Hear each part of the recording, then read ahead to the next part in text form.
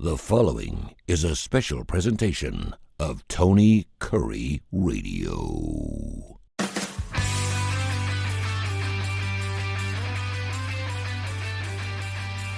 Welcome back to another edition of Bite by Bite. He's Michael Coleman. He's the CEO of the Heart of Alabama Food Bank, HAFB.org. We've been talking about stigmatisms, and we've gotten through a lot of them, and now we're going to talk about a different type of stigmatism, and that is what, Michael? Yeah, we've talked about how the stigmas of food banking in terms of how people view food banks and how we view recipients of those that help. But there's actually some stigmas I'm just going to touch on for a few minutes. Sure. They have to do with the donors and volunteers and people who really are the stakeholders within a food bank organization. Okay. Yeah, so one of the things that right away jumps out is there's a lot of people who are afraid to come get involved in food banking work because ultimately they know they're going to be faced with people who reside in poverty. And, you know, when people go and you surround yourself with people who are culturally different. So, and I'm not talking about a racial, although it could be that element involved, but we go from a middle class norm and we kind of know all the rules of the middle class into a poverty class. And it just makes us feel uncomfortable because we feel like I don't really know how to be myself. I don't know how to maybe communicate effectively, or I've never been able to experience the world from the person I'm trying to help.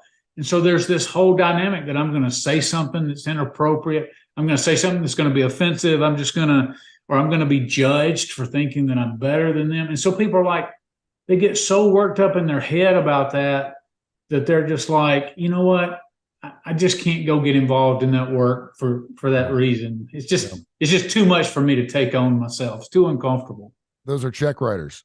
People just write checks and say, here, take my money and use it for whatever you want. And that's as far as they go. So how do you change that? Or can you change that? Obviously you want their donation, you want their money, but you also want and then on the other side, you've got people that really want to be engaged and involved in everything you do. They want to know exactly where every penny goes. So how do you do that? It's just trying to bridge that gap from where they are to where we want them to be. And maybe up front, there's a little hand holding. Maybe we try to tell them, we try to coach them, but ultimately it's about exposure. Probably most of our audience have heard about exposure therapy. Like if I'm afraid to get on an elevator, the doctor says, okay, just stand there, open up, stand on it and step back up, and you just keep exposing yourself. And then your brain starts to tell you, well, this fear is not rational. And that's what you'll find when you're around people, because everybody's broken, everybody's got their issues, everybody has their challenges. But ultimately, when you peel back humanity, regardless of the class that they're in, regardless of where race is, there's these commonalities of humanity, which is we care about our families. We value being able to take care of ourselves and our families. We care about our neighbors just as a whole. And that may look different in different places. We may use different languages. We may use different ways to express that, or it may manifest itself a little bit differently. But people are just people. And so just coming and being authentic and being yourself. And it's okay to say, hey, I don't have all the answers. And I don't even know, you saying something and say, I don't know if this offends, or help me understand why it offends. Engage people in conversation and say, hey, help me see it from your perspective. Well, the rule goes that if you think something's probably going to be offensive, just keep your mouth shut, maybe ask questions later. And I think that's probably a pretty easy way to go. It's interesting because you have highlighted many different stigmas just over the last couple of Bite by Bites. And the one that we talked about particularly that we have not spoken about on this particular show are the stigmas that people who do give feel like they have a lot more control than they actually have. Can you talk about that stigma as well? Because you do have some people that do it for tax purposes. You have people that do it anonymously. But you also have some people that want people to know they do donate, and we take their money as well. It still spends. But can you talk about the stigmatism that comes along with some people with some pretty big heads that got some self-respect they need? Yeah. And I will tell you, it's funny because that can actually blend over, spill over into the volunteer area as well. You'll have a guy, when I say a guy, I'm using this generically, man or woman, a person who's willing to stroke a big check the vast, I'll say 98% of the time, they're like, hey, I love what you're doing.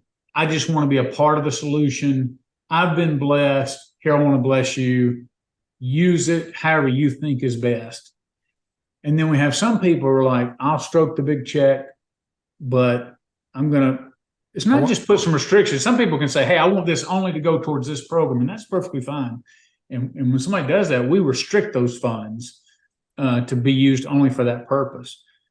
But people then feel like there's power to be wielded, and they might do a follow-up call that asks special things or exert themselves in special ways because they know that the amount of money that they're giving that you don't want to run the risk of. And so they've kind of become a bully. I will tell you, I have run into, but it's been less than 5 over a 12-year period. Yeah. But I will tell you this, what I run into a little bit more often is you get a volunteer who comes in and they're like, and you realize this person is smart. They are really great at organizing things and they really want to be involved. So you give them, but then they get a system set up and it's like they guard it like a mother eagle over her nest. And you're like, you want to talk about zero flexibility. And you're like, hey, I really appreciate this so much. But we're fixing to, do this to the program. We got to do this. And they're like, no, you can't do that. And we're like, well, why not? Well, because I've got it set up. This is my system. And then you're talking about having to part ways with a volunteer. And that has happened just since I've been, that happens way more than you think, where you're like, I so value your appreciation, but you've become a bigger headache than you're helping.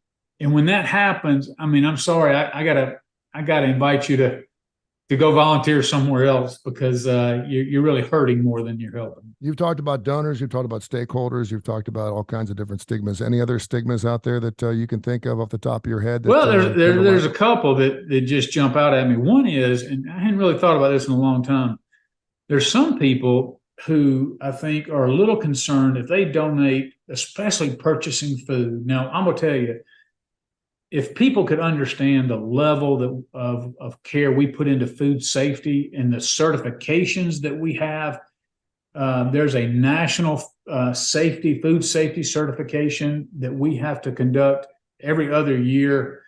But we get spot checks. Matter of fact, just yesterday, the Alabama Department of Agriculture did a spot check, unannounced spot check on us. Wow. Going through our warehouse. Food safety, we treat it as a really big deal. But there's, just like in a regular grocery store, something could be distributed, it later gets recalled, or there could be problems. And some people, I think, are afraid, come on a board, or you give a large, whether you're like well connected to a food bank.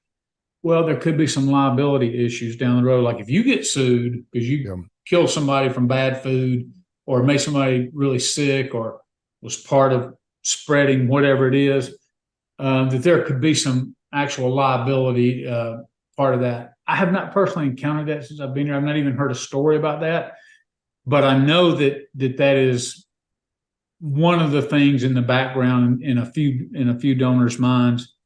And then I will tell you the other thing that I see, and again, these donor stigmas are not plentiful, but they do exist.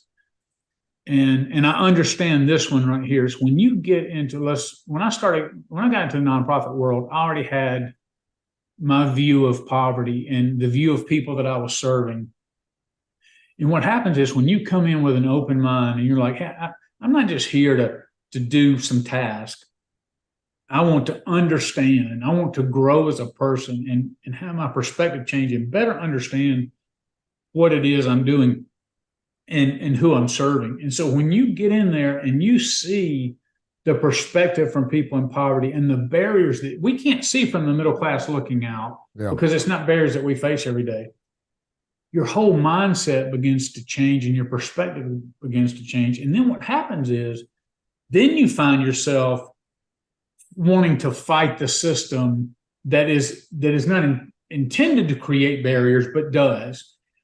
And so some people are like, my emotions can't handle it. because as long as I stay out here in my little world, my little linear world, and everything's black and white that I want to do. I go to work, I go home, I give money, but I really don't want to take on the challenges of our society. I don't want to get in there and find where the inequities are. I don't want to mentally have to process all of that, and where can I make those changes and expend the energy fighting that fight. But with people who get in here and care about those issues, and then they see the injustices, it does move you. I have been moved to the point of tears and have cried out of frustration, because it just makes no sense. I think I said this on another show, but just to give the audience some context.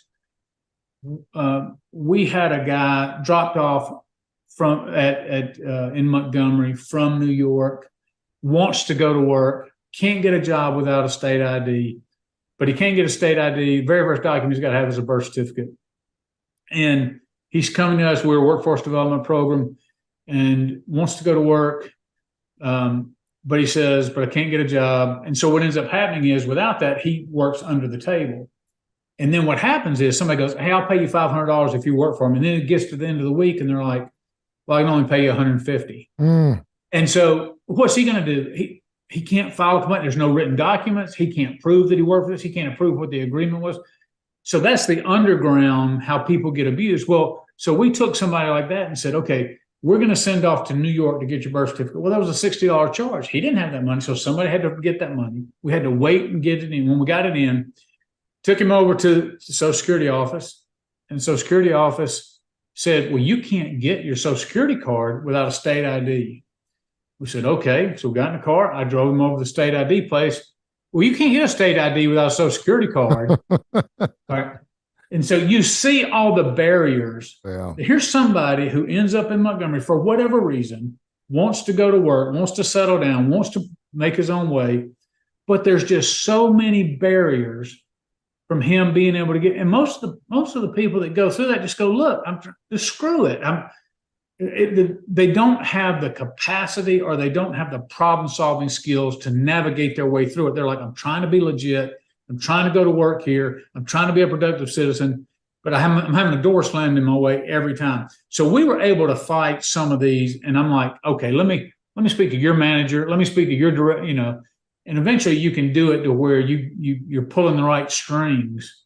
But those are skills and connections, skill sets that a lot of people in poverty, most people in poverty don't have. They can't navigate that space alone. So I was so mad and so frustrated.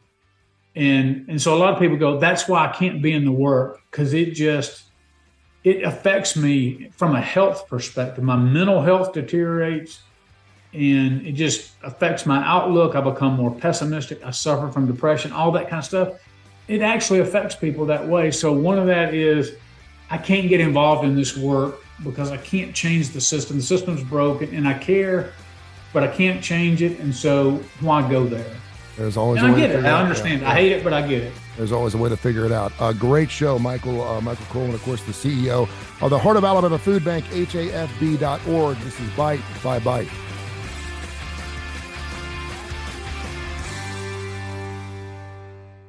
This has been a special presentation of Tony Curry Radio.